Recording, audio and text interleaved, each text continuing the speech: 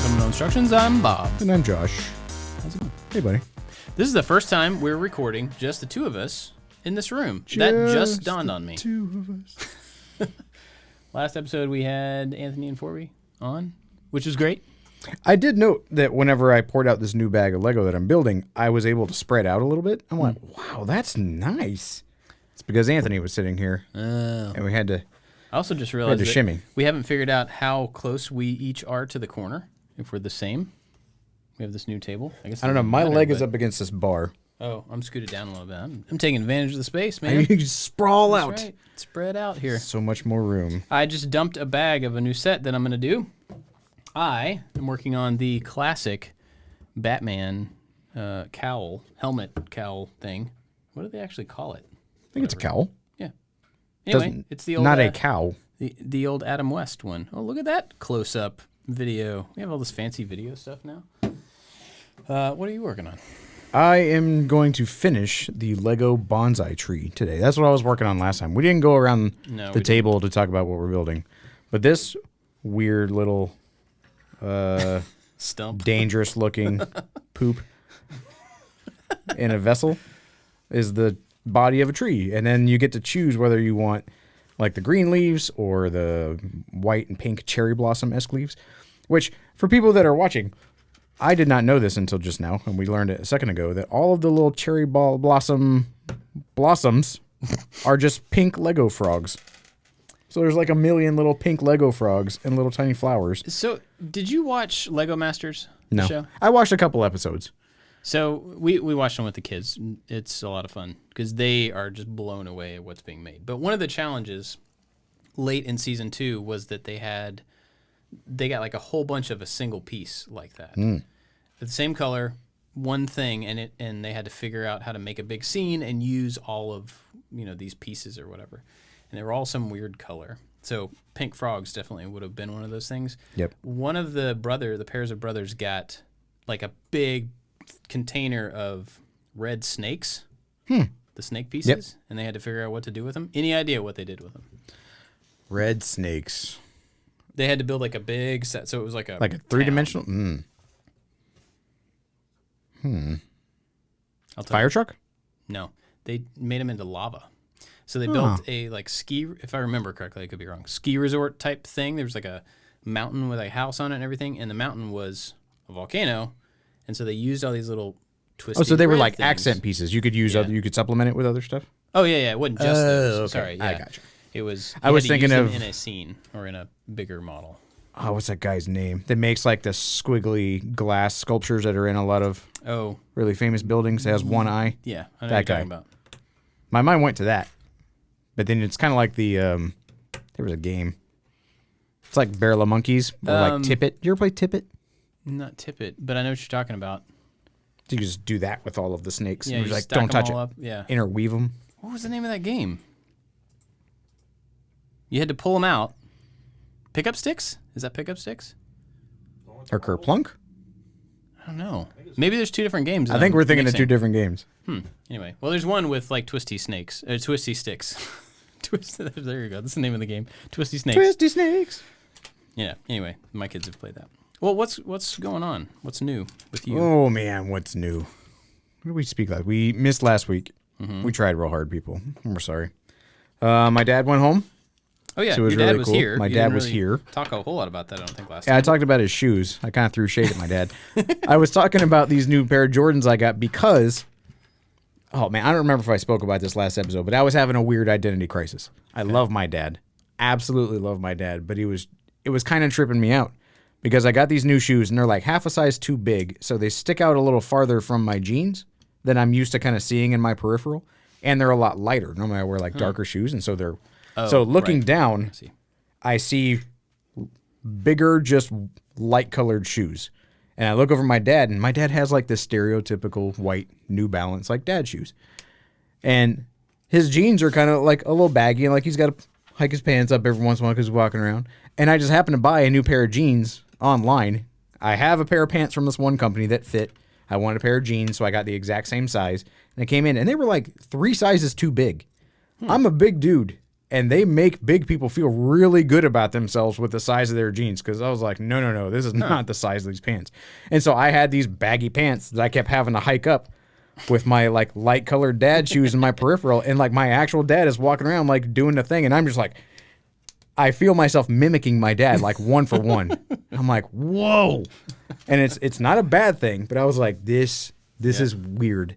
And so I went to the store with my dad, and I bought a new pair of jeans. And I'm like, Dad, you need to have these jeans that I'm wearing because these will fit you and you'll like them better. He's like, no, it's fine. I'm like, no. These are you jeans. These are not me jeans. I have to go buy some me jeans, and I'm gonna bequeath these to you where they should be, the proper owner, so I can feel like me and not like my dad. But it was really cool. Like I super love my dad, and I miss him.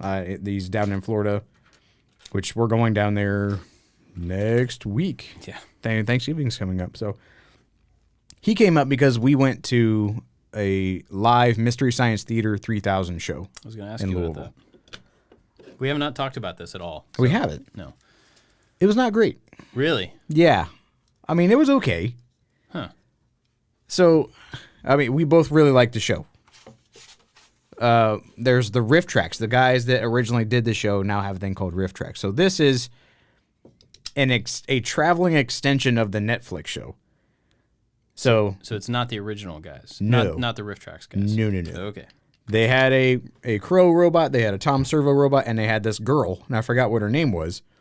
And then they had this other girl who was supposed to be like a clone of like the blonde-haired bad lady who's usually running the show. But now in the Netflix, she has like brown hair, and then Patton Oswalt is there. So it's just like a collection of people who are allowed to, I mean, it's obviously Mystery Science Theater 3000 branded. Yeah. But none of the people that you know. And they played a movie. I don't remember what the name of the movie was. The movie was stupid. And so it was on par, right? Yeah. But the first half, like before intermission, was like it got better after the second half. They started to kind of dial it in. And I was like, okay, this is actually funny. But it was kind of hokey. And like, in Mystery Science Theater, when they go to commercial, when they come back from commercial, they'll have like weird little skits, and then they'll like go back into the movie. They did all those really in real time. Oh, so like when they're not when you don't see the silhouettes watching the movie, they have like weird little asides where like the actors and the robots like play with each other, I guess, and have little weird skits. Yeah, but they did that, and it just seemed kind of weird. And she was a very good theatrical actress, and she was playing to the theater as she did, but it seemed weird and not like low key like Jonah or the other guys that used to do it. And so it was okay. I mean, it was a cool night. My dad and I went out and we had dinner, and we went to the show. And so I mean, it was funny because the theater, we sat on the floor, and I remember there was like the seat in front of me was $100-something, and the seat that I was in was like $30 or $40. And so obviously I got the cheaper one, and we went there, and it was like half full, the theater. Oh. Barely half full. Wow. And so we're like, oh, we'll just, and then you could see the buffer zone between like the cheaper seats where we were sitting and then like the seats that people paid more money up front. Yeah. And there were probably 5 rows in between us. And I'm like, oh, we'll just sit up there. Yeah. And we sat up there. Nice. Had a drink, and we got to take the drink into the theater. It was at the Brown Hotel, so they have their own theater. It's nice. That's cool. It was a good night. But yeah. So we're going to head down to Florida next week for Thanksgiving, and I get to cook a big meal. Looking forward to that. Yes. Anthony and I were talking about Christmas this morning and how he already has his house all set up, and how last year I tried to put up Christmas lights and it was a big flop, and I want to try to do it this year. But like, I really like Thanksgiving.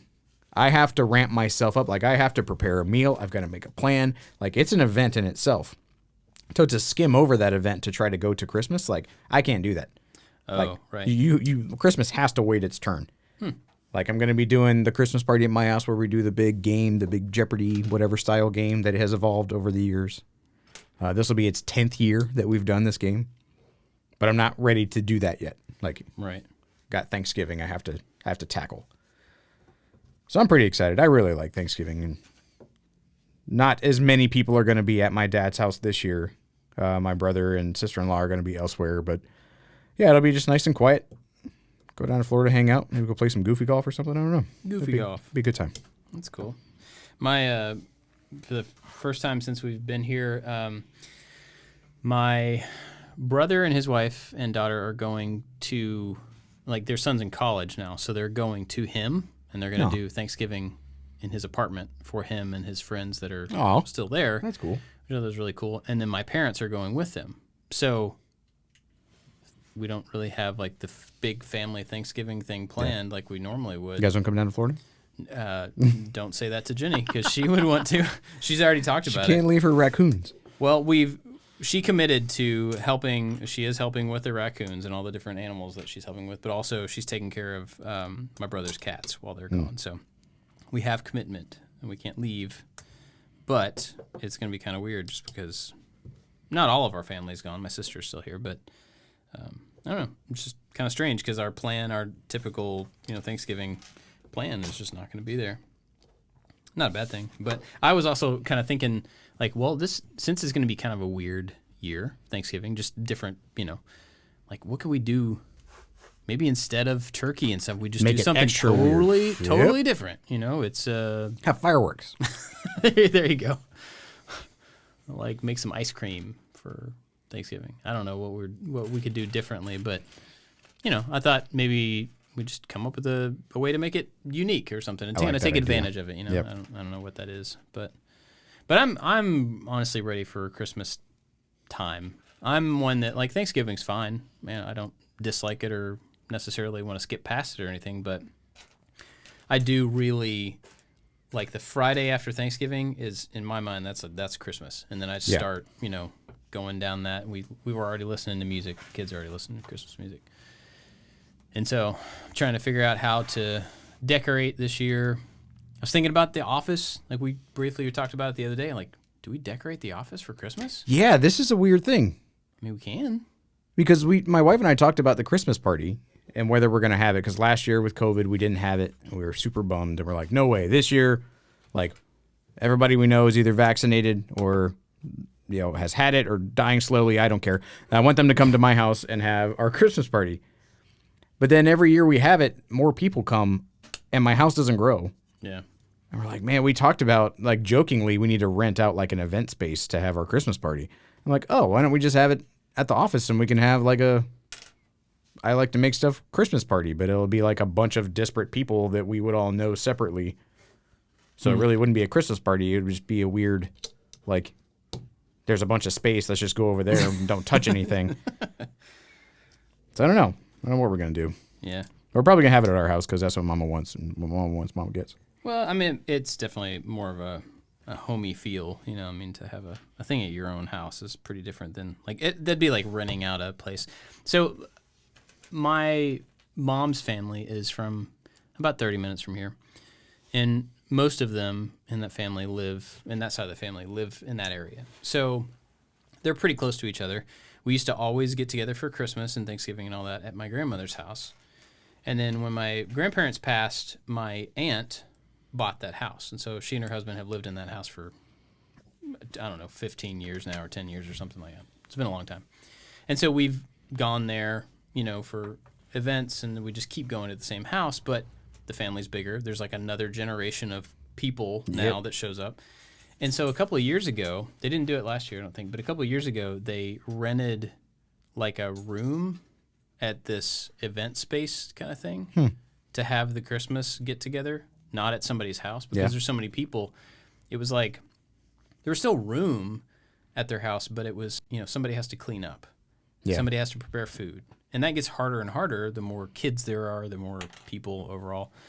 And so they rented this, just kind of like an event space room, a bunch of tables.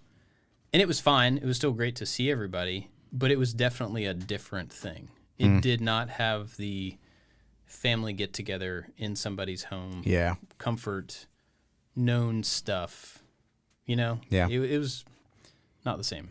That's interesting to mention that. Yeah. So I would prefer to, as our family gets bigger, to pare down the number of people, but keep it close and keep it, not just try to include everybody that we've ever been, all the time. Whereas Jenny's tendency is like, hey, you know somebody who knows somebody who knows somebody, bring them on over. Let's have the biggest party ever. And just have, not that I don't want to do that. I don't want to include people, but I think I can see how as the family would continue to grow, like you almost have to compartmentalize a little bit and like enjoy this thing and then go over there and enjoy this other thing with different parts of the family. So I think with us, because our family is not up here, like it's the community is our family. Right. And so every year we meet new people. And we just had dinner the other night with some people that we recently met. And it was cool. I was like, oh, great. We have new people now in the bubble. And I had mentioned the Christmas thing, and they're a military family, so they are farther away from their family. I'm like, come on over, let's do the thing. And so now it's growing again, and I have to be cognizant. I'm like, okay, I don't want to cap it, but I also only have so many seats. Like, I don't want to buy another couch or knock down a wall. Right. But whatever. Like, if I have to feed 30 people, like, that makes me happy. Mm-hmm. If I can make that really fun, exciting Christmas kind of thing for 30 or 50 people, then great. Like, my goal would be to rent out the theater and, like, pack it full of people. Like, there's a show in town that some local guys are putting on. And, like, I'm super jealous that they're doing that. It's super cool. And that's just something they want to do for the community. And I think it's really fun. And that's kind of what the Christmas game is, just my way of doing that for all the people that we know. That is kind of atypical. Like you talked about having an atypical kind of Thanksgiving. And like it started at Thanksgiving, actually, when we were in Belgium. We invited a whole bunch of the people that we knew that were obviously not going to fly home for Thanksgiving. And so we had a bunch of people. I'm like, well, I have to figure out something to do for these people. I don't want to sit around and small talk. And being an avid lover of Jeopardy and games, I'm like, oh, well, let's just do that. Like a little bit of friendly competition won't hurt anybody. And I can make everybody do silly things, because if I'm the puppet master, like you click on a category, you kind of have to do that thing. And so each year I can like push the boundaries of making people look ridiculous. Like I got you to sing one time, and that was fun. You did? A little bit. I don't remember that. Yeah, I did. And so I don't know. I super love to do it, but I also just it's not time yet, and I have to plan for that one. But I'm excited too. Now I'm less excited to kind of decorate for the house. Maybe I can get Anthony to come over and help me decorate. He can show me some pointers. But like, I have to go get light bulbs, and I got the wrong kind of light bulbs last year. Do you think that might be easier once you get through, like once you've given Thanksgiving its due and it's your attention, and and like it's done? Do you think maybe you then have a little more motivation or focus on Christmas? Because Tiff wants to decorate the house, and I'm all for it. Yeah. Like. But we're like, well, do we decorate it before? Or do we decorate when we get back? Yeah. Because we'll get back, next weekend? I'm like, that's plenty of time. We just decorate when we get back. Oh, yeah. But that's the inside. I'm not considering the outside. And I haven't really thought that far. Well, so when I say decorate for Christmas, that means the inside of the house. But I mean, not everybody's going to like decorate all the different parts. And it kind of depends on like, I don't know. Like if a family spends time... This sounds bad, and I don't mean it that way, but if a family faces inward more than it faces outward, spends more time in the home, then, decorating the inside should be the focus. I mean, like, you're doing that's what's going to bring you joy. Right, yeah. Right. So, like, even if that's the first priority, maybe not the only, but do that. See if that's enough, because that might be enough, that maybe, like we've talked about in the past about decorating for the other people in your neighborhood and stuff, but you don't have to do that, Definitely your kids and your own family's enjoyment of a time of year, first priority for sure. I know my kids love to see stuff in the front yard. They love the inside decorations too. And like when we decorate for Christmas, we get everything out on like Thursday or a Friday or Saturday after Thanksgiving. We get everything out, and then everybody helps. And then the outside stuff is all me, because it's like, climbing on the roof and like trying to figure out how to untangle the big thing you throw over a bush and all that stuff. But if I put that off, if I put off the lights on the outside, they're always just like, so when are you gonna do the outside stuff? Because they like coming home at night, seeing outside, the front yard all lit up and everything. And I do too. But I can't get away with not doing that at this point, because they really enjoy that part of it. Yeah, my kids are trying to get me to get to that point. They ask me about it, and I'm like, all right, fine, I'll do it. And then I did it, and it didn't work. And I'm like, this looks like garbage. And they're like, Dad, it doesn't look good. I'm like, I know it doesn't look good. Maybe one year I'll live up to their expectations of me you at will Christmas. not. I know. You will not, because that's just what we do. We But try, like, but we don't. Yeah. And you talk about for the neighbors. I don't think decorating the outside of the house is necessarily for my neighbors. It's for my family and for my kids. But yeah, well, that wasn't towards you, but I think that can be a thing where you want to add something to the neighborhood or whatever. And I was just saying that you don't necessarily have to, even though that can be a tendency. Yeah, but I want to not be a humbug. I want to be able to do it. I want the house to look nice because I like it when our house looks nice. I like it when our house is decorated for Christmas. Yeah. Like it's just the work of getting it to that point. Yeah, it's just it's not figured out. Like you put up a Christmas tree, you put the decorations on the Christmas tree is over there. Like it's pretty straightforward. And then it makes you feel a thing. Like with the Christmas lights, I haven't ever done it, so I have to figure it out. So then it becomes not just the act of putting it up, but the act of designing and then buying the right things and then where to keep it and how to get on the roof because I haven't figured that out. So like it's a project that has a lot of unknowns, so I'm not as motivated to get to it because I haven't figured out the actual execution portion of it yet. Yeah. Yeah, that makes sense. But I'll probably do it, and I might fall off the roof. You'll be fine. Yeah, I'll be fine. You'll be fine. Okay, so speaking of weird Christmas stuff, yesterday, Jenny was at the gym, and she was telling her trainer guy that she's been working with about Shang-Chi. And this guy does martial arts and stuff. And so she was like asking him if he had seen it. And he said no. So she challenged him to watch. She was like, you should watch this. It's a great movie. Like, you'll love the martial arts. It's all this stuff. And so he was like, well, I'll watch that if you watch this rom-com movie on Netflix. So she comes home and she's like, we've been challenged by this guy that I've never met. I've paid a lot of money to train my wife in the gym to watch some rom-com movie. And so I had to spend my night last night watching a Christmas rom-com, which apparently is number 2 on Netflix right now. What was it? It's called Love Hard. Ew. Yeah. Ew. Phrasing, people. Yep. How did that make it through? Well, it actually makes sense with the movie when I can spoil if anybody wants, but the thing that was weird about the night was that Jenny and I sat down and watch TV. We watch shows. That's like one of the ways that we just kind of get to hang out together. We sit down, kids go to bed. We watch a couple of shows. She falls asleep on the couch. I wake her up, get her in bed. That's it. That's our night. And, we watch things that we both enjoy. We've tried to watch Game of Thrones. We've watched part of it, and then it's just like, I feel grody, and like everything's mad and angry and dead. I feel like you should turn it off real quick and your mom walks in. Well, it's not even that stuff. It's just so heavy. Like we've tried to watch shows that are so heavy, and we just can't really get it. So we always fall back to comedies, movies that we've seen that we really like, and it's always very light. And so, like we just finished Modern Family a couple nights ago. So I enjoyed that time with her, sitting down to watch something that we both are looking forward to and we enjoy. Like we just started rewatching first season of Ted Lasso so that we can watch the second season finally. Love that show. So good. It's a good show. Anyway, so we sat down last night and she's like, we have to watch this rom-com. I'm like, well, okay. I mean, I don't know anything about it. Sure, they're not all bad. Could be fine.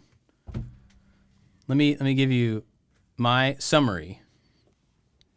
Okay. Now, for the people watching video, you can see that I have a thumbs down. That goes with the fart sound that I just made about the movie Love Hard on Netflix. So I'm taking by your reaction that you did not enjoy this movie. I did not thoroughly enjoy it. Okay. No, I did laugh out loud one time. You lulled? And when it was over, I like clicked it off and she goes, well, and I was like, yep. She goes, you did laugh out loud that one time. I'm like, yeah, what was that? I don't know. I don't remember. I regret my actions. But it was like, just for a moment, there was like a little chuckle. It was not terrible, but like of that time that's kind of precious to us that we have together, I felt very cheated that I was having to watch that. And her coach is watching Shang-Chi. Yeah, he definitely got the better end of that. Like, man, well, we should have just put that one on instead.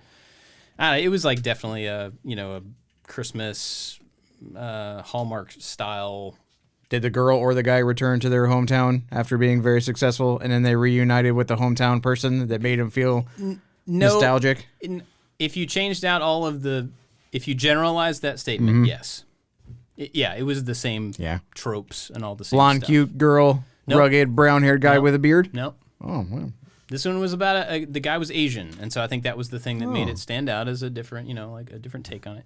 It wasn't terrible, but it was so predictable. It was one of those things that like, now a few years ago, before we moved here, we came here for Christmas one time, and I remember for some reason my mom had the Hallmark channel or whatever it was on, and there were these Hallmark movies on. And so we ended up kind of passively watching a couple of these goofy Christmas movies. And in that setting, they're like so, I don't know, it's expected, you know where it's showing, you know you what don't it's have to gonna be. do a lot of work to watch and it's that. just like, you know how it's going to turn out, and they're fine. I mean, I wouldn't like actively go watch them, but they're fine. This one's like number 2 on Netflix. I'd expected more. And I don't want to like spoil it in case somebody likes those and you want to watch it. It's not a terrible movie, but it just like movies that make people make aggressive fart sounds with their mouth. And this the movie for you. So the Love Hard thing, that's a terrible well, name. the title comes from the leading girl talks about Die Hard a bunch, and it's a love story, and it just Die Hard's the best Christmas movie ever. It's not a Christmas movie. Die Hard is a Christmas movie. I'm just saying, this is the argument that was going on in the show. And she should have left that man the moment that he did that. Well, that's part of the story. Anyway, so my point is, I did not get to watch Shang-Chi. That's a long way to say I have to watch it another night. I've seen it. It's good. But speaking of other movies that we have watched recently. Oh, no. I don't even think it's worth a spoiler cast. But I think you might need to get your fart sound ready. Yeah. Because I know your take on it, and I know Matt Whitman's take on Eternals, the newest Marvel Cinematic Universe movie. I went and watched it after I got both of your takes on it. So my review on our Slack channel was Eternals equal poop emoji. Yeah. So you knew how I felt about it. I did. And then I heard Matt. Matt had like a single sentence and just said it was terrible or something to that effect. Yeah, something. He made a very bold stance to the negative. What was funny about that is he and I were on the phone, and we were talking about other stuff, life stuff, and he's like, yeah, I'm out here walking through the woods, he's talking, like, I hear stuff crunching, and as he's walking through the woods, and we have this long conversation, and then he gets in his car, and I had to go, and so we hung up, and like 2 hours and 5 minutes later, or whatever, I don't know how long the movie is, but like, right after that, he tweets that he hated this movie after we had talked about him not having seen it on the phone. You inspired him to watch a "There's terrible no way, movie, apparently. There's no way you saw that movie after we hung up. And he was like, yep, when I hung up with you, I walked into the theater. Apparently he was on his way. Anyway, what did you think about it? I didn't think it was as bad as your very short synopsis made it sound like. Good. I thought it was bad, but I thought it was bad for the MCU. Yeah. As a standalone, completely ridiculous movie all by itself, like, sure, there were inconsistencies, which I didn't like the most, is that you set up a world, and then you start manipulating and, like, not obeying the rules of the world. Like what? Okay, this is a little bit of a spoiler, and if you have kids, you earmuffs a little bit. You got these people that are these beings created by a celestial thing. They're just robots. Mm-hmm. You get sent to Earth, and then they have sex on the rocks, in the hot rocks in Iraq. I tell you that. Don't do that. That's not a good thing. But I'm like, why? Well, but they didn't know they were robots, right? Okay. No. My question, though. By the way, I'm not defending this movie. Why do they have genitalia? There's no reason for those characters to have genitalia whatsoever. None. And then Icarus, the Superman analog. Oh no! Who, like, the little kid laughs at him and said he was Superman. Yeah. Flies around and shoots the lasers from his eyes. And for, like, the first fight scene thing, it doesn't really hurt these monsters that they're fighting. Mm-hmm. It's just like, ooh. Like, And then he, like, looks at their spaceship and cuts their spaceship in half. And so it seems like if you could dial it up, like, why don't you just, like, bing, laser the thing and just be done? Yeah. Start at level 10. There's, like, little stuff like that all throughout the movie that I was like, it didn't follow its own rules. And I kind of liked it, like, ooh, Angelina Jolie is Athena, and like they've been around forever because they're eternal. That some myth and lore the humans have created about them. Like, I thought that was kind of neat. That was kind of cool. I'm like, you've got the goddess of war, and she just like, her memory is full, and that's why she's sad. Because they're like, yeah, like her disc is full and she just can't, and then she gets glaucoma and just gets mad and starts trying to beat everybody.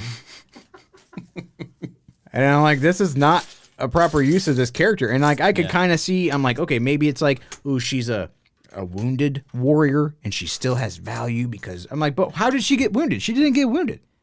She just reached capacity. Yeah. Some made up capacity. Yeah. And then she's sad. And then she fights Gilgamesh, who I thought was a cool character. Yeah, but there were so many weird little inconsistencies, like I said, in the way that they set up the world and how they interacted with the world, that made the fights and the struggles and the real like drama between everybody, made it really unbelievable. And then like the bad guys, there's like the deviant monster things, but they can evolve, and then one of them like gets a bunch of eyeballs and starts talking, and it was so muddled.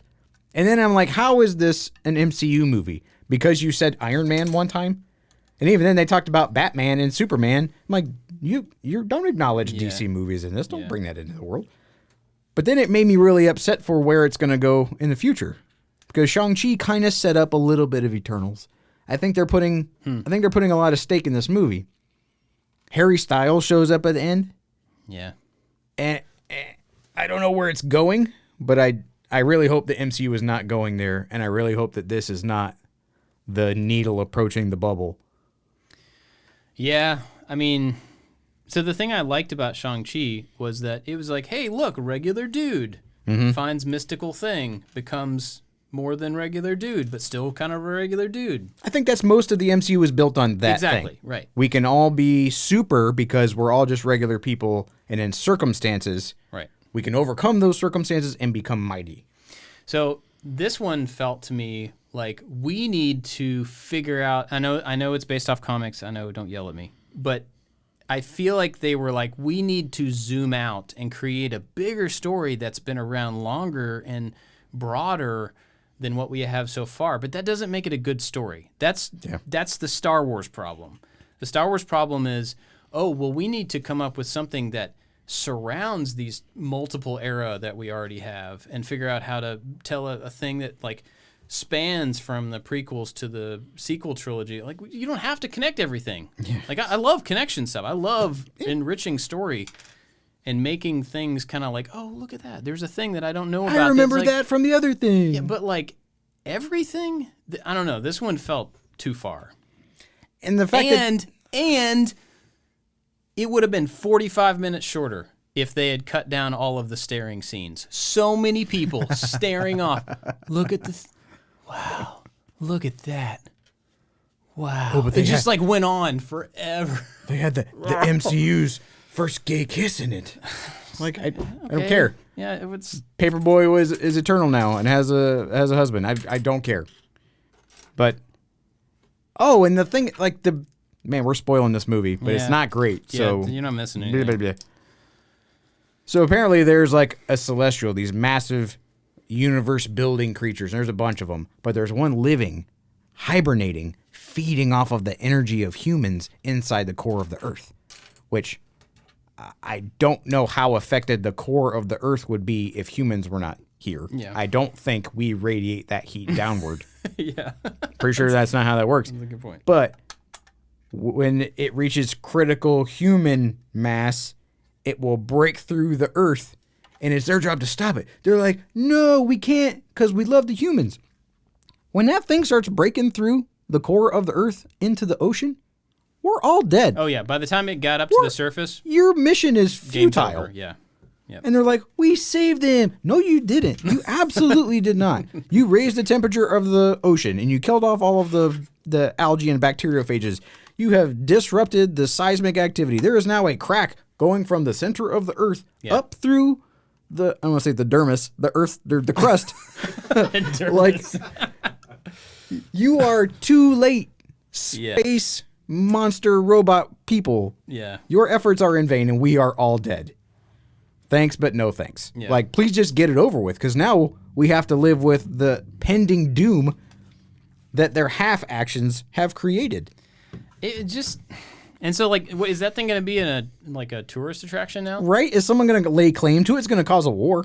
It's in the middle of the Indian Ocean. True. There are so many nations around that area that have nuclear weapons. They're either going to shoot nuclear weapons at it, or they're going to fight each other for it. They're going to try to get resources off of it, which is going to create a black market war. They did more harm than just letting it be.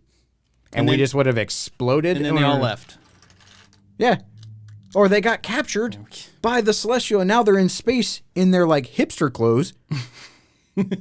So apparently they don't need oxygen, and they can't die. Well. They can... But they have genitalia. I don't know why that was such a sticking point for me.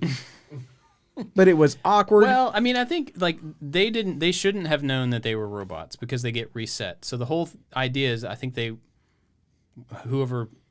Mr. Father Time. I don't know what his name was because I lost interest in it. Old Eight Eyes. Emish? Old Eight Eye guy. Yeah. Like, made them so that they would be invested in a place and think that they were there to, like, really do good. And I guess part of that is feeling that there were some stakes, that they were... I don't know. Understand that, but they knew... They didn't know they were robots. Fact. They may not have known that they were disposable entities, but they knew that they were not human. And they knew that they were this outer... like, protector of the thing. They had a mission, which became a really strong plot point. Maybe I'm stuck on dogma rules, where God banished these angels out of heaven, and they're angels and they're not men or women, so they don't have genitalia, which was a plot point in the movie. And then I just had that in my head. Yeah, like, you should not be having sex, especially on the rock in Iraq in the middle of the day. That's not a good time. So, I wanted to like the concept of the movie. It was just way too much going on, and now it's MCU canon. That, like, adding Guardians to the MCU stretched, and Thor as well, like, stretched that, like, normal people can overcome things and do extraordinary things. Right. Now there's aliens. And even though those aliens are probably some, fragile, disposable creatures on their planet, just like humans are on ours, everybody has some type of frailty. And then they're like, oh, there's gods. And even those gods have faults and frailty. And now there's just these gigantic, like, universe-building things that are just operating. And then they have an army of these robot things that just go out everywhere else. And one of them was in one direction. Apparently. It just seems so disjoined. I was confused about this. So in Guardians, wasn't Ego? Ego was a Celestial. A Celestial. Yeah. But he wasn't the giant monster with 8 eyes and like a... Right. He was a living planet. Sure. Okay. Again, it's the thing. It's the Star Wars thing. Set up a world, create some laws, I don't say laws, but like create some reality in this world, as far-fetched as it may be, but then operate within that reality. Because if you don't take your own rules and your own plot and your own character development and all that stuff seriously, like, how do you expect me to do it? Well, okay, so I will say that the multiverse thing that they're obviously leaning into really hard very soon, I think is a good way around that. It's a way to break your own rules. Sure. And they're going to be doing that. This was not set up to be that. No, this was set up in a fairy tale in some other universe. So in my mind, Eternals felt like a DC movie. This felt like He-Man. Like the Masters of the Universe movie with Courtney Cox in it. There's these mythical beings that exist somewhere. They have to come to Earth. Some people want to do bad to Earth. These guys want to save the Earth. It doesn't seem like an MCU, like, it doesn't need it. And every time they talked about Iron Man, I'm like, that seems so far away from what I'm watching. Like, it doesn't compute that they're superheroes or have, and they kept talking about their superpowers. I'm like, what do you have a superpower? Like, you were built from the ground up to do a thing. That's not a superpower. That's your basic operating system. Was that before they realized that they were made? I mean, because they all thought that they came from They just, like, place. woke up on the spaceship and, like, introduced each other. Yeah. Hanging out in the atmosphere. Which, again, I'm like, if you're in the atmosphere, where is Sword? Sword is supposed to be up in the atmosphere, monitoring it. Maybe, oh, well, no, because it was, like, a bajillion years ago or whatever. So, okay, that makes some sense. Does Doctor Strange not know that there are, like, alien gods? I wondered about that, too. I don't know. Yeah. And that's where it kept, like, pulling me out of the movie because it was trying to shoehorn itself into a universe that I've already kind of bought into. I think that's a good way and to put I've it. been stretched. My believability, my acceptance for what they are claiming as reality has been stretched. Right. And then they're trying to, like, burst through that stretched membrane, and I wouldn't have it. Yeah, I mean, not every MCU movie is great. You know, Fact. And I will say that I probably am more of a cheerleader for most of it than a lot of other people are. Like, I'm willing to say it's not great, but I still like it.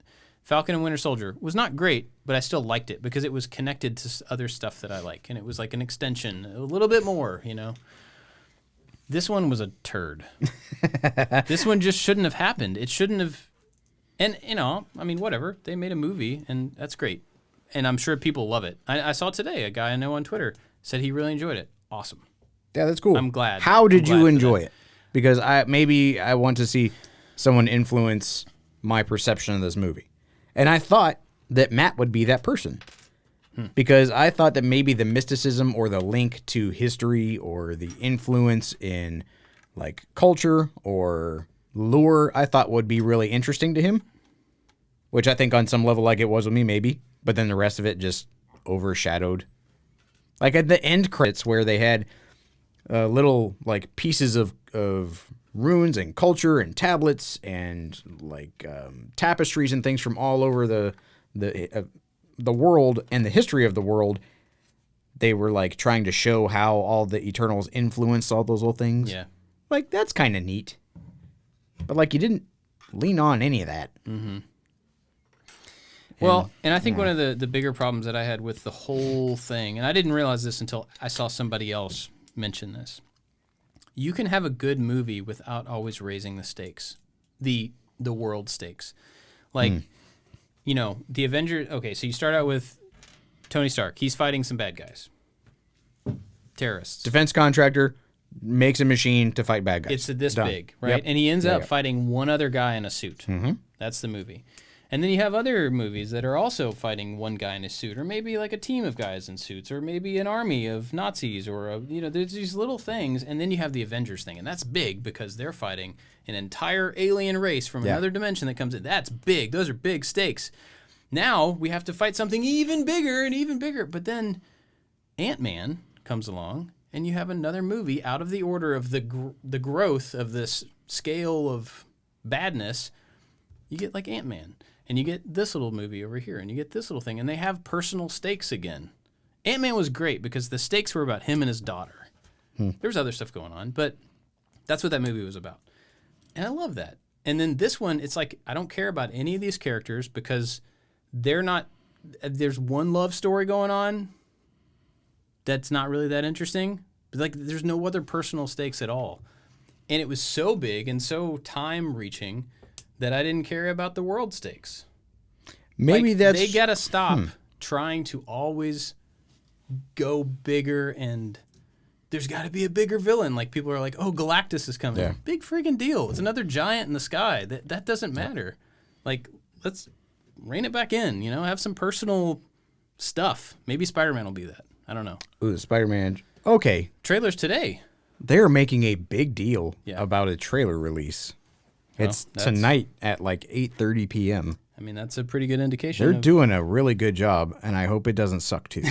I don't think it will. I'm pretty excited about Well, that. back to your point about the bigger stakes, the bigger bad, the bigger whatever, and having like a personal story. I think that they're on this trajectory of increasing the stakes, increasing the stuff that when a movie like Black Widow comes out that is very personal, it doesn't seem as grand and it seems like a lesser movie. And that's not fair. Right. Because it was a very personal story with people fighting people because of people problems. Not like bigger, huger, mythical, scary thing that doesn't care about the humans. It's not about saving the humans. It's about saving your friends. And so, I don't know. Maybe they can just kind of pump the brakes on that. But I seriously doubt any of that is happening. Disney Plus Day came out and announced all of the TV shows and everything that are coming out. So, I mean, did you notice, so there's a Star Wars Twitter, there's a Marvel Twitter, there's a everything Twitter, like there's these little subgroups of everything. Star Wars Twitter was very, very, very upset that nothing was really shown or announced on Disney. Oh, really? Yeah, because they apparently claimed ahead of time that there was going to be a trailer for Obi-Wan Kenobi, possibly for some other stuff. But that was the big one, because that's like the most immediate thing that we haven't seen anything about. And there was nothing shown other than a couple of logos on a screen flashing by of new Star Wars stuff. And people were pretty upset about that. I'm not sure why. But She-Hulk. The entitlement goes deep when it comes to fans of Star Wars and other things. But yeah, they don't owe us a trailer, everybody. It would have been nice to see, and I'm sure we'll get it one of these days. But and all the different things, the Marvel things they showed off were like, they're like teaser trailer, and it's 12 seconds of like somebody turning around. I'm like, that's not a teaser. Come on. I saw She-Hulk's arm. I saw her arm. She's green. Oh, man. Who would have thought? Yeah. So anyway, as far as Star Wars, though, I'm beginning to get a little bit worried about Star Wars. That the bubble's popping? I think the bubble popped a long time ago, but I'm worried about. I thought that too until The Mandalorian came out, and I went, "There's hope yet." Well, yes. I mean, I love The Mandalorian. I'm excited about Boba Fett. I'm excited about Ahsoka. But apparently, the movies that have been planned, everything just got pushed and possibly canceled. Not everything. The Rogue Squadron movie. That got canceled, didn't it? It's not canceled, but it's like indefinitely. I guess it got pushed out a year, and then apparently now it might be in limbo. Well, the director made Wonder Woman 1984. If I owned anything relating to Disney or Star Wars and I saw her make that movie, it would lose all credibility in my book. But she's making Wonder Woman 3, and that's going to go in front of her Star Wars movie. And Rian Johnson was supposed to be doing a trilogy that nobody's heard anything about for a long time, and apparently that's getting canned. I mean, who knows? None of this stuff's official. But the thing that I'm more worried about is that I think Star Wars has... Okay, Star Wars has always had a problem of, ever since the prequels came out, hey, we should go back and tell the fill-in story from this, like... There was a one line back in this one movie that mentioned the Clone Wars. And that was it. A movie all about Han Solo and his dice. Yeah, it's like... Brilliant. But there's like these little throwaway lines that are supposed to just kind of give you a glimpse into the world is bigger, the universe it has history, and you don't have to know it all, whatever. But then they went back and made the prequels to kind of fill in some of the gaps. Okay, fair enough. And then they jumped ahead in time. That's awesome. And then they went back and did the Mandalorian stuff, which in time is frustrating to me. I love the show. Yeah. But as far as positioned? Let's just go back and fill in some stuff that we know has to stop at this point. So all these people that you're falling in love with and these cool characters and these cool scenarios and this potential, you know everybody's going to be dead by this date. Mm-hmm. Like, you know it's going to end. Like, let's move forward. Let's stop with the fill-in and the thing. And so they did the Clone Wars cartoon. Now they're doing Bad Batch, which is just more of that. I didn't watch it. It still fits into this little gap of time. You never see these characters in the future, so I think they're I did not care about stormtroopers. Yeah. Like I didn't care about the clone troopers, and when Rex came back during Rebels, it was kind of neat, but there was one of them and he had a little bit of personality. I just really don't care about stormtroopers. Well, and even Rebels was that. Rebels was great. I really enjoyed it. But it still had to fit in between two bookends, and it had to all, I mean, not all stop, not everybody died, but the connectivity was pretty mild there. And I think as long as they just keep trying to, like, find a page in the book and stick in a new story in that page, it's still in between the covers of the book. Right. They need to move on to the next book. They need to stop canceling these future movies that are set in the future. And, like, another trilogy that's set in the future, they need to stop doing the, like, hey, let's go back to the old Republic, or the old Republic, or the high old Republic, or the old high Republic. It's like, go to the future. Don't you want to know what happened in between this one movie? I think you do. I was listening to another podcast the other day when they were talking about going back to see, I think it was like Yoda in middle school or something like that. It was the same kind of thing. It's like, no, let's move ahead. But anyway. It'd be cool if we brought Mace Windu back. I'm like, what happened to him when he fell out that window? You don't know that he died. Oh, people are legit Yeah, I know. sure that he's going to be back in one of these shows just to prove that he had a parachute on under his tunic or something when he fell out the window. I don't know. See, but even then, those are the rules of Star Wars, just like I'm talking about with other things that annoy me too. Yeah. About how someone can die. Yeah. Sorry, I just threw a Lego at myself. All right, we've been complaining about other stuff for a long time. What else is going on? What else is new? What's happening? I Interesting. messed up some parts here. Uh-oh. Maybe okay. You had something you wanted to... Man, we're almost an hour in. Maybe we should save that. You wanted to talk about dad stuff and teenage kids. Yeah. I don't know how much there is. So my oldest is 14. That's so crazy to say out loud. But having, and my daughter's 12. So having multiple kids within middle school and seeing them relate to their friends who are at, like some are a little bit older than each one, some are a little bit younger than each one. So looking through the lens of two of my kids and seeing their relationships in both directions. And then maybe another level, at school and at church, and at soccer, they have different groups of kids who are some older, some younger, some whatever. And every kid that's in middle school or late elementary or early high school has a different, they have an age, they have a maturity level, and those two things do this all the time.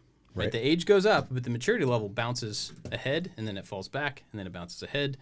And so they're never really like moving at the same pace. And then you put two kids together who are the same age and they have different maturity levels and they have different interests and they have different ways to deal with how they're feeling or how they relate to other people. And so like seeing a couple of kids and all those expanded groups of kids, it's just kind of wild to watch how differently any two kids can deal with the same situation. And how they're all trying to figure out how to relate to each other. So I don't really know that there's a conversation in this, except that Sorry. Everything is breaking. I don't know that there's a conversation here, except that I'm trying to figure out how to help my kids figure out how to relate well to other kids their age who are into different things. And, like, I don't even know how to say it. They're kind of outrunning each other in maturity. Like somebody's like, oh, I'm totally done with Minecraft, man. Like I'm like cooler. I'm way on to this thing. And then that same kid the next minute is doing something completely ridiculous, that's multiple years earlier. They're just all over the place. Yep. And I've seen them kind of like push forward and try to be really assertive and like, this is a thing I like. And it's okay if other kids my age don't really like this thing. And then I've also seen them be really timid about, I don't know that I should tell anybody that I'm into this because I'm probably too old for it now. And my friends aren't into it, even though they're maybe a little younger than me. And I'm trying to be really vague because I don't want my kids to hear this and think I'm like calling them out or anything. Right. But I don't know. I don't really know how to. I'm just encouraging my kids to be themselves, whether anybody else is into the same stuff that they are or not. Whether that puts them ahead or behind in maturity, like that's not important. I'm trying to let them know that it's going to fluctuate. You're not necessarily going to be in line with everybody else your age as far as interests and how you spend your time. And so I'm just trying to encourage them to do the things that interest them now, because those things are not going to interest them in a year from now necessarily, you know. That make any sense? Yeah. And I think if you can figure out how to convince young teenagers to go against the flow and do a thing that they want to do, like, that's the rub. Like, that's the hard part. Yeah. Like, how to be an individual up against a group of people that want you to conform so bad to the point where you get bullied or picked on or whatever, just to wait 10 years, if that, to figure out that all the people that were conforming in the big group now want to be the most unique, individualized person. Yeah. Like, to convey that information to a teenager, like, no. Like, you being a little weird and being a little off and having a thing that no one else knows about or does or can't relate to, like, it's going to flip. This will mirror. Right. You got to hold off. And, like, my son got picked on the other day at church. And it upset me. But, like, being a homeschool kid, he's not around, like, a huge peer group like middle school kids normally are that would face the wrath of the crazy middle school kids because he doesn't conform one way or the other. But, like, he got picked on for not having a phone by a group of, preteen, whatever, middle school boys. And he was upset about it.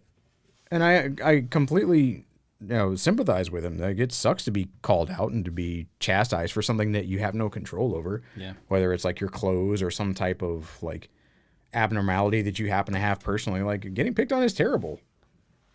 And he tried to come to me and he was like, I need a phone because I'm getting picked on. I'm like, no, you don't.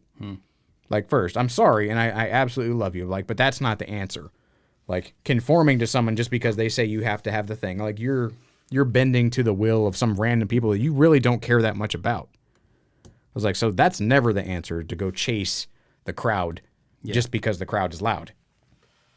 And, I mean, whether that actually worked or I just distracted him or he went home and, didn't care. But, yeah, trying to convince a teenager. I mean, I'm trying to think of how I would communicate that to me.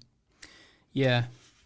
Like, if you were to tell me, like, oh, the shoes that you're wearing or whatever, the clothes that you're wearing in middle school, they don't really matter, hon. It's what's on the inside that counts. Like, I would laugh, and I'd walk off, and, like, my parents are complete idiots who know nothing about the world, and I'm never going to go to them again because they're just out of touch and dumb. But that's the truth. Like, that's the real answer, is to, like, no, just chill, because they're all going to be insurance salesmen and multi-level marketing, like, pitchers on whatever the future's version of Facebook is, while you get to hang out with cool people that do cool things that they're jealous of. So you just gotta chill for a little while, and it'll all work itself out. Yeah, I've tried to encourage both of my kids to not avoid the things that are interesting to them, but realize, and they both do, they realize that not everybody's going to be into those things, and they don't necessarily try to they don't necessarily need to try to prove themselves, but also not back away. And part of that is, well, it's okay for you to have stuff in common, one thing in common with these people and a different thing in common with these people. Mm-hmm. So if you don't have video game X or whatever in common with your school friends, find something else with them.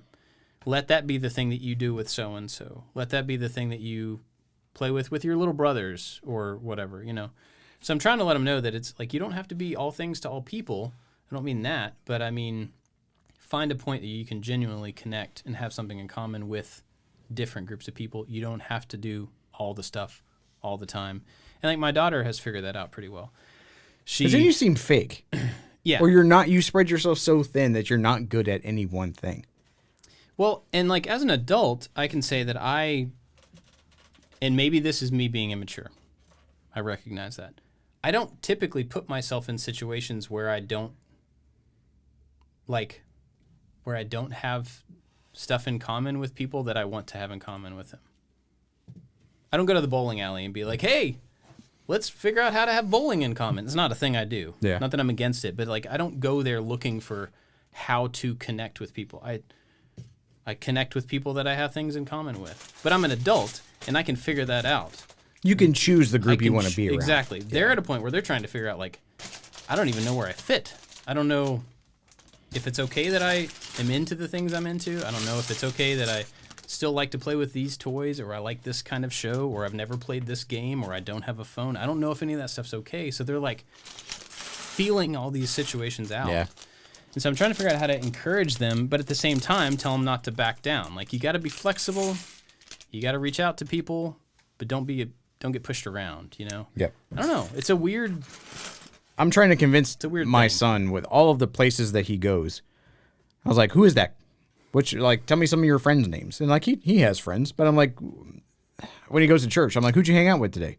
He's like, oh, I hung out with Mr. Whoever, and then we had to talk with the small group thing. And I'm like, okay, but like, where's some like cool guys that you know? Like, what are your friends at church? What are their names? I don't know. There's just one kid named whatever, and we played this one game, and then I, stopped and just kind of hung out by myself. And my oldest son is completely okay with being by himself, but I'm trying to convince him that activities are so much better with people that you can enjoy that activity with. Yeah. Like, it brings a whole new dynamic of happiness when you get to share that happiness with people, not just experience the thing for yourself. And you're like, oh, that was neat. And you walk off. And he just doesn't, that equation doesn't hit with him. He doesn't find the value in bringing in more people. And he's like, I have enough friends. I have the perfect amount of friends right now. I'm like, your brother and your sister and those 3 other people that you know, that you hang out with one day a week, that are not anywhere else. And if that answer is yes, then more power to him. But I'm trying to convince him of the benefit of making new friends.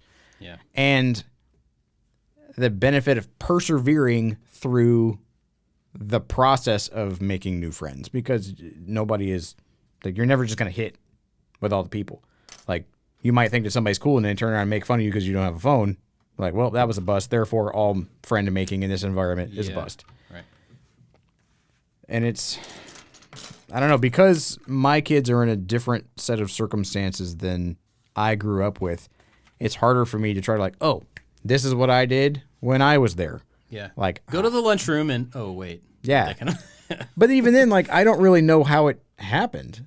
Like, I made friends with a lot of different people. Yeah. Like, all of the little cliques of people. Like, I could find what I liked about each person, and I could carry on a conversation with any one of them. I was never, like, at odds with anybody. Right. And I remember a friend of mine, a really good friend of mine, when we grew up, he was like, you were friends with everybody. I'm like, well, sure. Because it was easier to just exist and just be okay with everybody. Find some way to relate to whatever group that I'm in. Oh, man. Is far more advantageous than just like, oh, I don't belong here, therefore I'm going to have a bad time, or it's going to result in conflict. Like, even if it was a little bit fake, I'm going to fake my way through that situation so that it is a pleasurable one. Yeah, well, I don't know that that's even necessarily fake as much as it is like being able to find a comfortable place in many different groups of people. Yeah. You don't have to be everything to everybody, right? Yep. But you were something to everybody, mm-hmm. and you were comfortable there. And if people didn't like me for whatever reason, like, I did not care. Yeah. Because I was not out trying to seek their approval. I did not want chastisement for whatever reason, but I didn't necessarily want to seek approval. And so my interaction with the different cliques of people may have been completely surface, but it was enough for me to either just get through that environment or to hang out in that environment long enough to realize that I did have stuff in common with these certain people. And then you just kind of got grouped into my peer group. It was the same thing in the military. When you go to huge, like, training events, like, you're all by yourself. You're completely alone with strangers. And so you got to try to get along with people and, like, drink a little bit of the Kool-Aid until you can figure out, like, okay, well, this is over and I survived that and I don't need to do it again. Or I met some lifelong friends. And so I've always just kind of had that relationship with strangers that, like, I can be cordial, and then I can move on. If it hit, it hit. If it didn't, it didn't. If someone doesn't like me, like, oh, well, that's fine. Yeah. I really don't care. But to my son, I'm like, you gotta try to at least get that level. Like, don't avoid people. Don't make yourself a target by acting particularly strange or weird or whatever, which, I don't know. I mean, there's differing opinions on that, I suppose. But if people didn't like him, I'm like, I'm trying to communicate, like, who cares if that kid doesn't like you? Like, Yeah. you don't need that kid to like you. Yeah. Screw that kid. Well, I think that's a good point. Not the screw you part, but the you don't need people to like you. I think You don't need that validation to provide self-worth. Yeah. Like, that's what I mean. Screw that person's opinion of you. Not screw that kid. Sorry.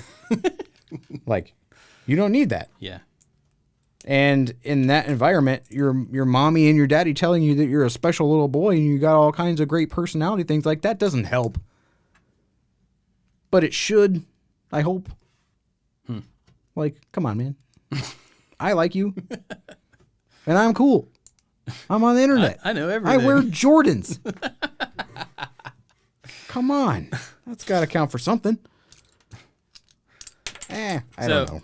Yeah, real quick, we're running long, but I want to say a little thing, and then we'll talk about it in the future. I went to Target last night. Target. By myself. I went to another store.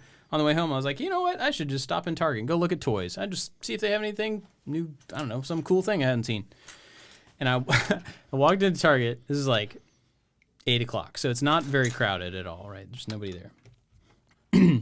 Walk to the back, take a left, looking down the long aisle along the back where the toy stuff is. Mm-hmm. And I see a guy standing in the middle of the aisle. And I know who the guy is. I've met the guy one time at soccer practice. Super nice, very helpful. His kid and one of my kids are good friends. They play all the time. But I've been introduced to him, and I don't know him. And he was standing right outside the toy aisle.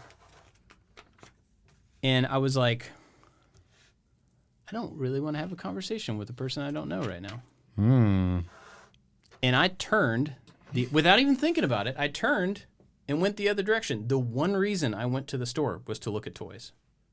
And I walked all the way around to the end of the store. And I was like, what am I doing here? Why did I? And I just left. And it was so weird that I caught myself completely avoiding small talk or like a guy who could potentially be a friend of mine. Somebody who I should just be like, hey, man, how you doing? Let's get to know each other because he's a really cool guy. Just not cool enough, guy. No, I don't know what the deal was. It was so weird. And I don't know if it's like from COVID times, just me being like having defenses up and being away from people so much, other than like, you know, the people that I'm around all the time. It was really strange though. And I got in the car and was like, should I go back in there and just, I mean, not like actively go, hey man, let's be friends, but like I intentionally avoided a potential interaction with a person that had no negative anything to it. And I just avoided it. I don't know, man. It felt really weird. And I don't know. Maybe it was just the mood I was in last night. Maybe it was just... I mean, there's stuff to unpack there, but this is why I don't go places without my wife. Because she knows all the people, and she can have that conversation, and she can be the better part of my conscience and my memory that doesn't exist by itself. We were at church, and I was playing in the band, and then I went and sat beside my wife during one of the services, and there are people that we met at church that know about I Like to Make Stuff, know about stuff I was doing before I came to I Like to Make Stuff. It was crazy. His name is Matt. I didn't remember what he looked like because he looks like a guy. And I sat down next to my wife, and she was typing on her phone, and she was like, sitting next to us is the couple that we met that one time. I was like, oh. That's what the guy looks like. And they had like a young baby. I don't know if he's listening or not, but your baby's super cute. He was making little baby noises. I was like, oh, looking at the baby. And I was like trying to look at the guy. I'm like, oh, yeah, I remember now. He looks like a guy. But I'm like, now I know. I don't know his name. And so at the very end, Tiff had to ask them their names, and then she told me. And so like in that scenario of me out in the wild all by myself without my shield, my wife's shield and my wife helmet, I probably would have maybe done the same thing. I'm like, oh, crap, I don't know that person's name. But on the flip side, I have that really, this sounds really bad. The same thing, the middle school thing. I can schmooze. All day with people that, like, I know the smallest detail about your life, and I know a slightly larger detail about our interaction together. It's not great, but I'm going to be cordial, and I'm not going to try my best not to be weird about it. I'm probably going to be vague because I don't remember your name. I barely know anything else about you, but I know that I should interact, and it's going to be surface level, and it may not be the most deep thought, but I might also run away. Well, it's a very narrow window. No, I understand that. I mean, I think that was what caught me when it settled in after I walked off. I was like, I can go to a Maker Faire or Maker Central and talk to literally hundreds of people and have legitimate conversations with complete strangers. And I'm not just like faking it. Yeah. Like, I've had some really great interactions and conversations with complete strangers at those things, and it's not stressful for me. It's not, I don't feel awkward. It's fine, but have you done this before? I don't know. Maybe I have. I'm not sure. It was the first time I've recognized it in myself, and I didn't feel great about it. I'm like, man, I'm an adult. I shouldn't have to run away from like anything uncomfortable. And there's nothing even uncomfortable about this. This is a nice guy that I would actually kind of like to get to know. I don't know. Do you actually know this person's name? Yeah. Okay. Yeah. I know his name. I know his wife's name. I know at least a couple of his kids' names. So there's I know opportunity where he works. for. I know he's in the military. I know a bunch of stuff about him because he helped coach one of the soccer teams. Like, I shook his hand one time. That's all the interaction I've had. There's an opportunity for redemption in there. Yeah. If you wanted there to be. Oh yeah. But I think it was, if I had turned a corner and he was right here, I'd be like, hey man, what's up? But the fact that I turned a corner and he was 100 yards down, and I'm like, well, I can walk towards this. The suspense is building. Or I can walk away. I don't remember his name. I don't know anything else about him. Whenever he's going to ask me something. Whenever he's going to do this. And then it's overload. And you're like, duvet covers. What's over there? It was. Look at all that walnut and brass. Thanks, JoJo. It was so strange. Did you tell Jenny? No. And if I do, she'll like text him and be like, hey, exactly. That's exactly my point. Jenny will be like, I'll fix this right now. Yeah. You guys are meeting up for coffee tomorrow. Yeah, he's on his way over. You guys are going to hang out and play video games. My wife used to do that. When I was in the military, it was very hard to meet another couple that you enjoyed. Either I knew somebody from work, and then their wife was just some weird, strange person, or she knew somebody from college or from work, and their husband was just like some skirt that I couldn't stand. And so she would set me up on like dates. They're like, oh, my friend's whoever's husband. She would like give me this weird little dossier.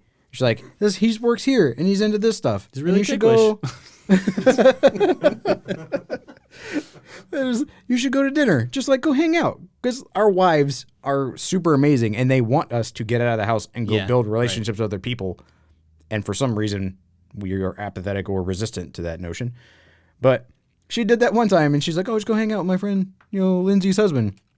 And I met him, and I was like, we had jobs that like hated each other. He belonged to a group of people that I just despised. I'm like, oh. I'm like, well, this is not working out. Later. And now home, like, how dare you set me up with this turd? And but it turned out they were nice people. But it was weird. I'm like, you're setting me up on like a date. It's like a play date. With like your friend's husband. Yeah. She's like, because I want us to all hang out as a group. I'm like, but I don't like that person. So, fine. But I'm sure that if you were to mention that to Jenny, or if I were to mention that to Tiffany, they'd get on a text right then. Oh, yeah. I have no doubt. Yeah. They're coming over to watch Star Wars. You're welcome. Anyway, it was just a weird thing. I haven't had anything like that in a while. I mean, I think part of it is the mask thing. Man, we're like an hour and 13 minutes. The mask thing, I've gotten so comfortable wearing a mask places that I almost don't want to not wear masks places. I noticed that point when I was at church and I was playing the bass, and there was a good while where everybody playing music was wearing masks because we were pretty close on stage, and I guess just to project to the people in the congregation as something that the church was prioritizing. But as the bass player, like, I'm not singing, I'm not lead guitar, I'm not doing stuff. Like, I have a pretty chill job and I get to add what I want to add, and I kind of stand in the back. And then when they record it, I'm right behind Mike, who we talked about last week, who is the worship leader. And I'm just like standing there making a face.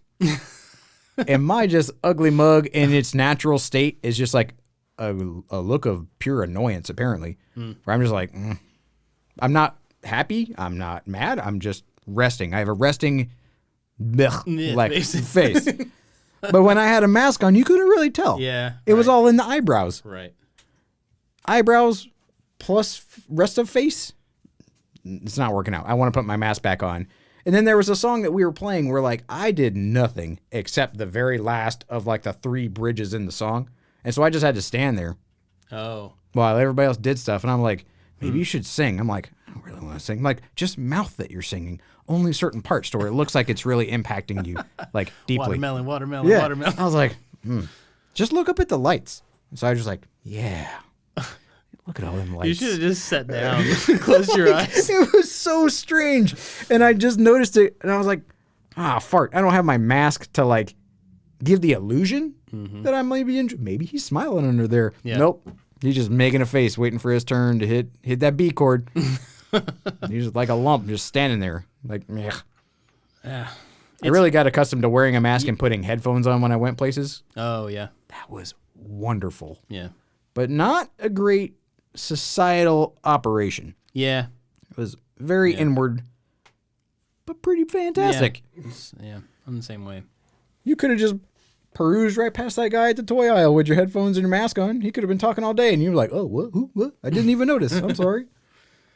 Well, I mean, now that I think about it, I've probably done that before, but like used my phone as the turn. You know what I mean? Like, oh, there's somebody I don't really know, or I don't want to have to deal with the figuring out how to talk to this person for whatever. I'm just going to pull up my phone and look down at it and walk past like I didn't see that they're. I'm sure I've done that, you know? But like, that's terrible. But I know I've done it, and I know everybody else listening has done it either. So many So awkward things that you could have. Oh man, I was thinking of McLovin in Superbad when he was following a girl down the hallway, and then she turns around and stares at him. He's like, and turns around and runs away. I've never seen it. Like, there's so many things. I have to go. I didn't do that. Anyway, I'm just rambling. Thanks for listening, everybody. Sorry, we're just kind of rambling about all sorts of weird stuff. This is fun. If you want to find us on social media, you can find all of us at I Like to Make Stuff. Where can everybody find you?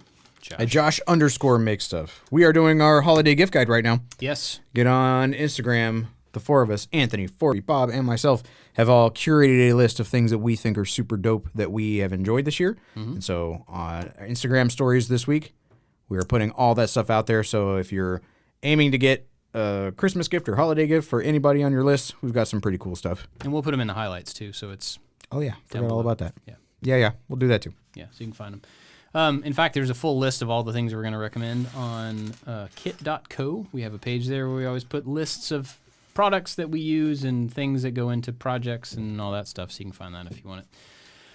I hope the new studio sounds good. Let us know I think what it you did last episode. I listened to a little bit of Yeah. it. And even with the 4 of us, I think it sounded much better. You sounded better. Oh, good. Well, naturally. I don't know if we're gonna have to record a show for this will be out next week. Yeah. Man, leapfrogging time. So this will be out the week of Thanksgiving. So we hope you have, if you're here in the States, a fantastic Thanksgiving. If you're in another part of the world, Have a great Thursday. have a Boxer Ding Day. Boxer Boxer Ding Day. Remembrance Day. I don't know. Thursday. Have Have a great Thursday. Yeah, that's it. Thanks for listening, everybody. See you next time. Bye-bye.